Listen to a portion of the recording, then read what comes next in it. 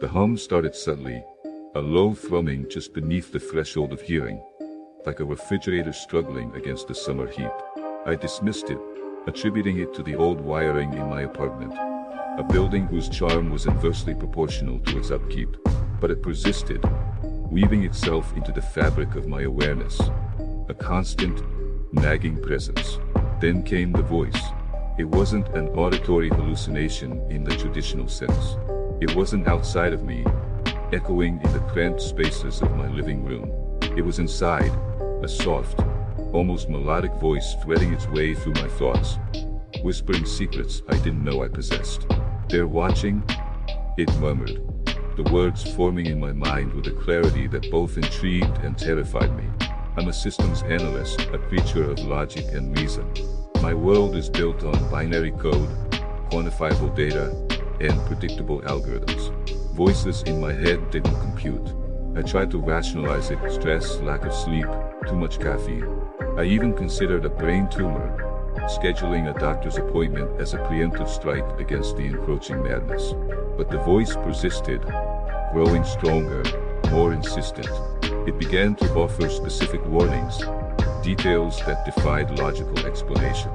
"Don't take the subway tomorrow," it cautioned one evening. "There will be an accident."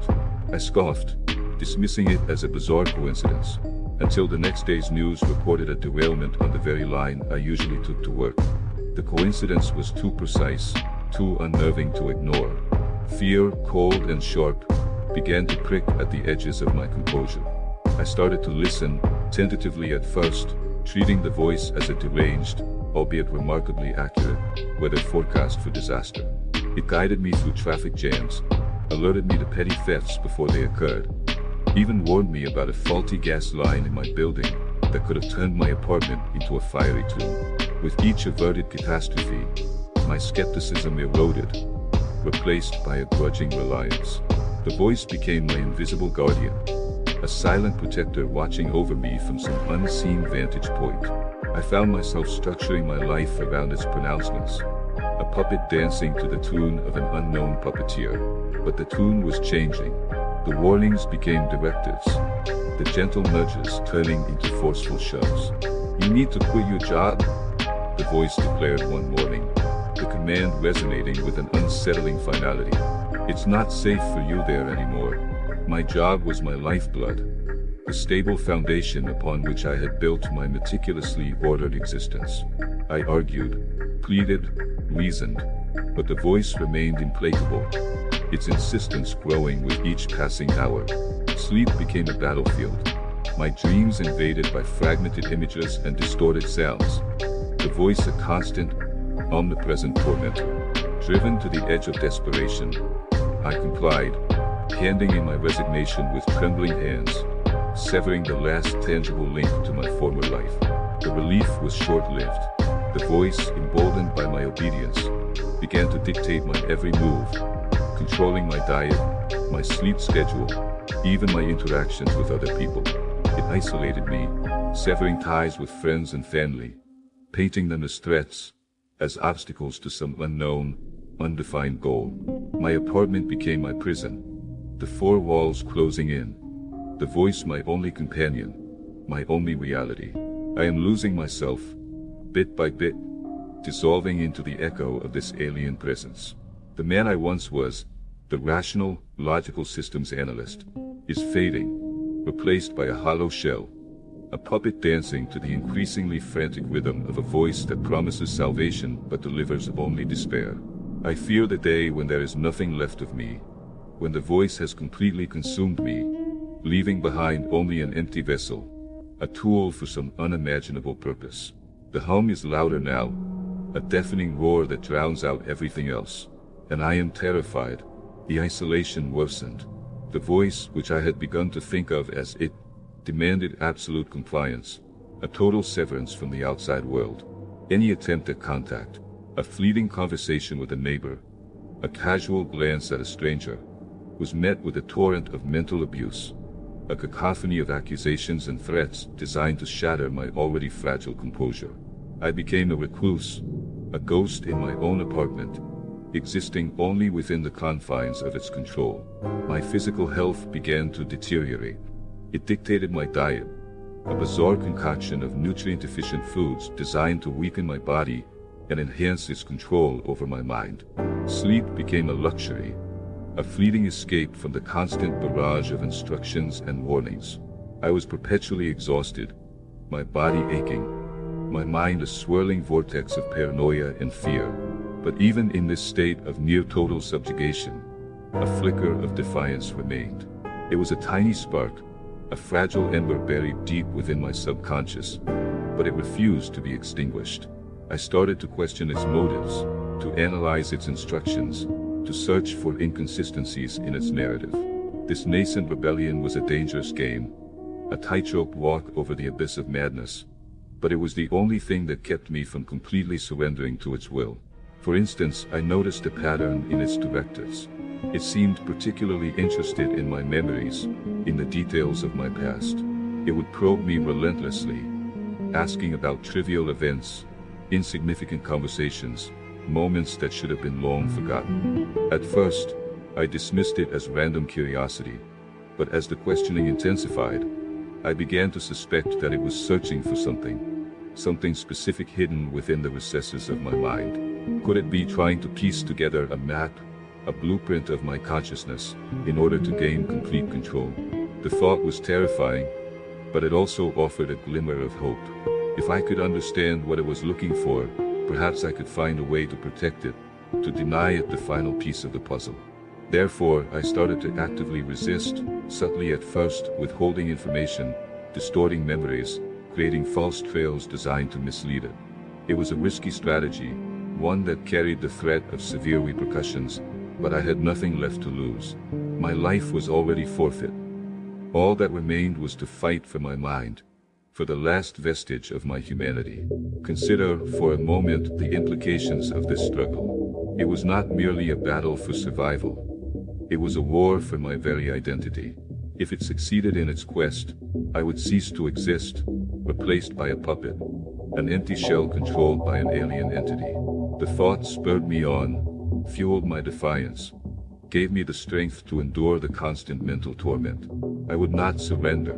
I would not let it win. The memories it sought were not random snapshots, I began to discern. They clustered around a singular event, the death of my younger sister, Emily. A childhood accident, a tragic misstep near a frozen pond. An icy surface gave way, and she was gone. I had carried the weight of that guilt for decades, a crushing burden that had shaped my life in ways I never fully understood. Now, it appeared this burden was of immense value to my mental invader.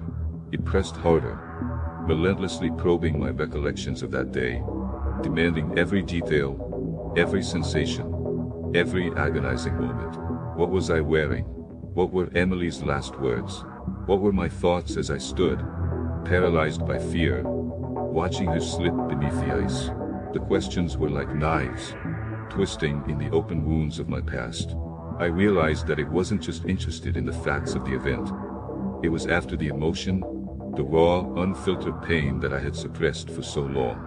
Grief, guilt, regret, these were the keys to unlocking the deepest recesses of my mind, the pathways to complete domination. Consider the implications of this emotional harvesting. It wasn't simply about control. It was about consumption. It wanted to feed on my suffering, to absorb my pain and use it to fuel its own agenda. The thought was abhorrent, but it also gave me a new perspective. If it needed my pain, then perhaps my pain was also a weapon. Therefore, I decided to weaponize my grief. Instead of resisting the memories, I embraced them, delving into the darkest corners of my past, reliving the trauma with a brutal intensity. I allowed myself to feel the full weight of my guilt, the crushing despair of my loss. But I did so deliberately, consciously, directing the emotional torrent towards it, flooding its consciousness with my pain. It recoiled, its mental grip weakening momentarily. I could feel its surprise, its confusion, as it struggled to process the sheer volume of negative emotion. It had expected passive compliance, a willing surrender to its agenda.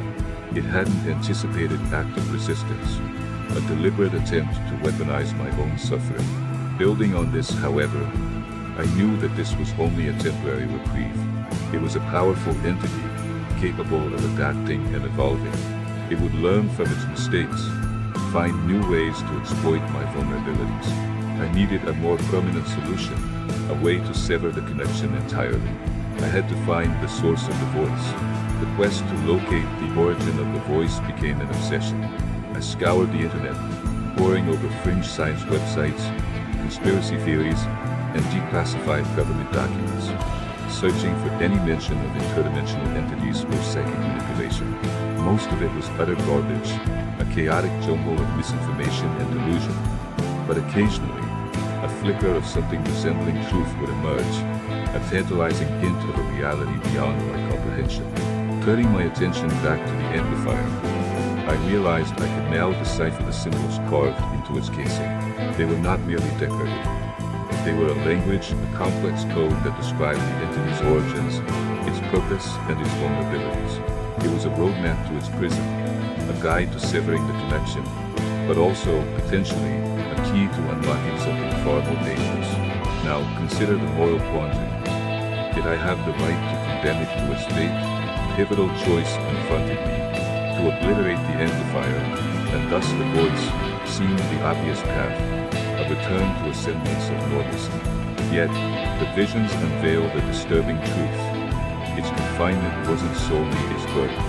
Its existence, however agonizing to the entity, served a purpose, a bulwark against something far more sinister lurking beyond its prison walls. Mance's research hinted at other entities, predatory forces eager to exploit any breach in the dimensional fabric. Freeing the voice, even inadvertently, could unleash a cascade of horrors upon our world, a Pandora's box of cosmic nightmares. Conversely, maintaining the status quo meant perpetual subjugation, a slow descent into madness as the voice continued its insidious control. My life, my very essence, would be forfeit, sacrificed to contain a threat I barely understood. Surely, there had to be an alternative, a third path that avoided both annihilation and enslavement. What if, instead of destroying the amplifier, I could repurpose it, redirecting its energy to strengthen the prison, to reinforce the dimensional barriers?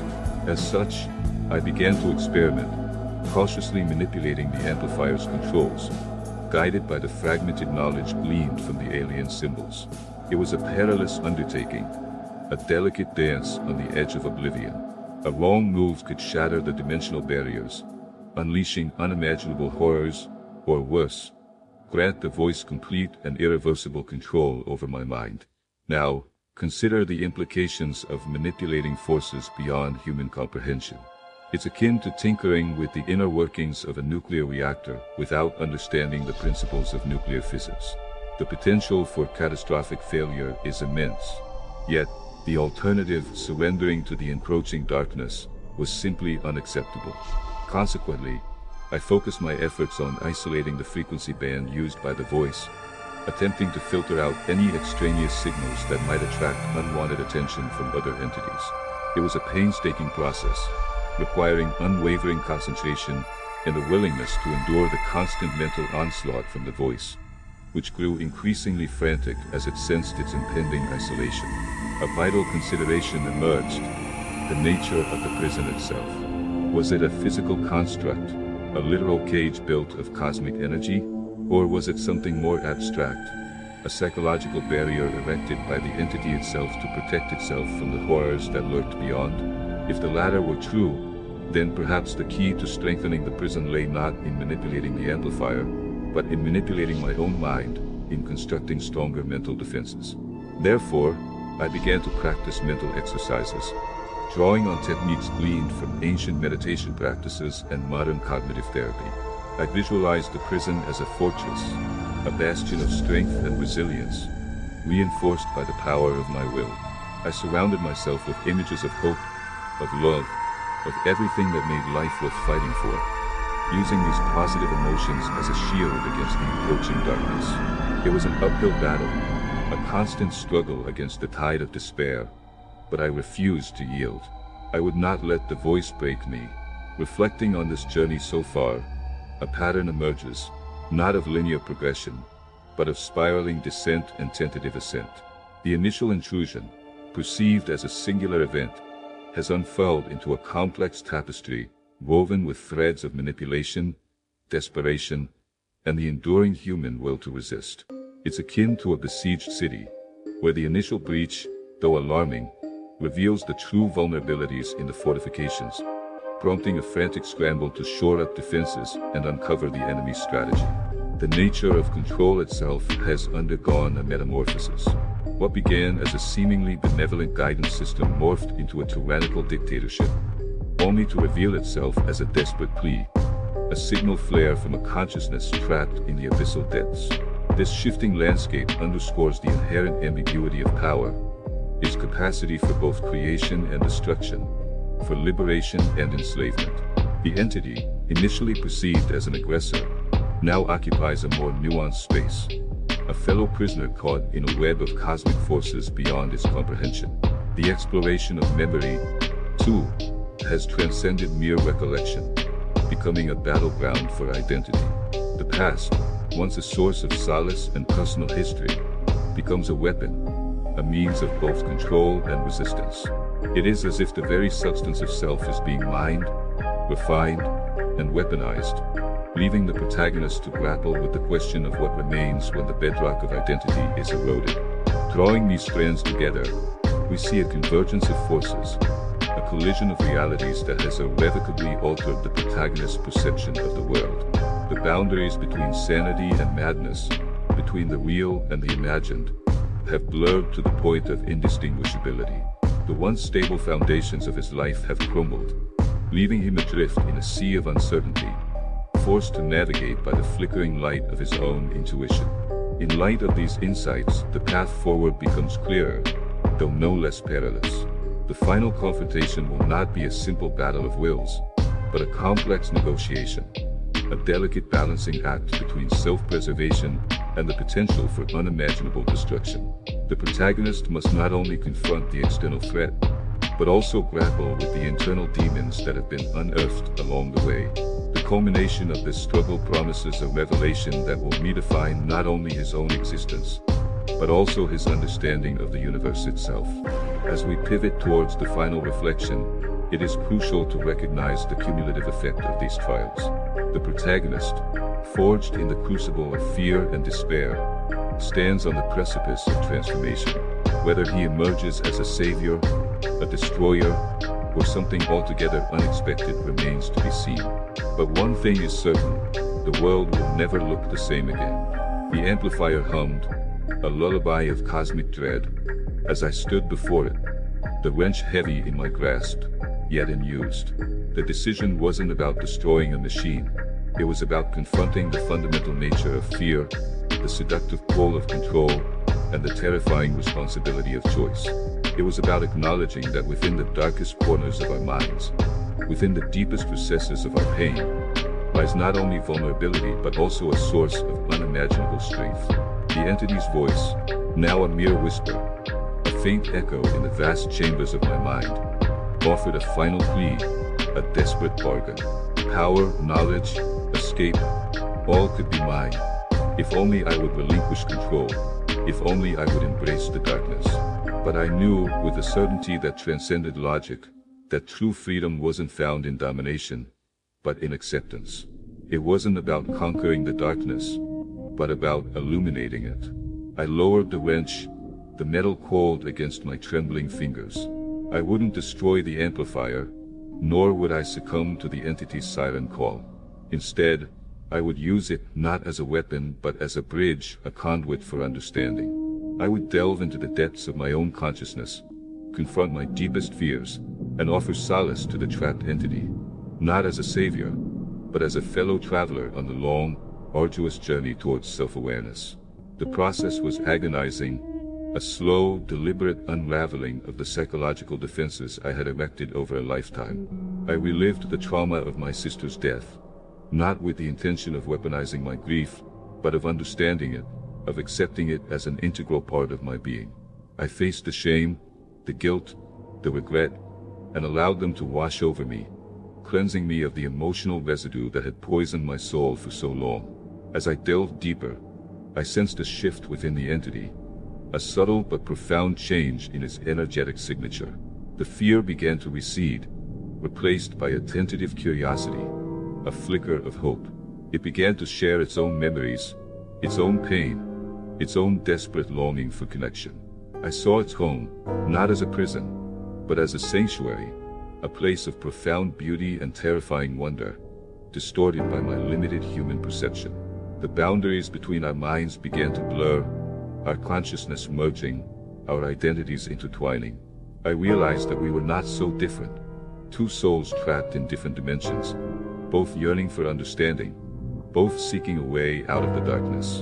And in that moment of shared vulnerability, a connection was forged, a bond of empathy that transcended the limitations of space and time. The amplifier fell silent, the hum fading into the background, replaced by a profound sense of peace. The entity was gone, not banished, not destroyed, but integrated, absorbed into the fabric of my being.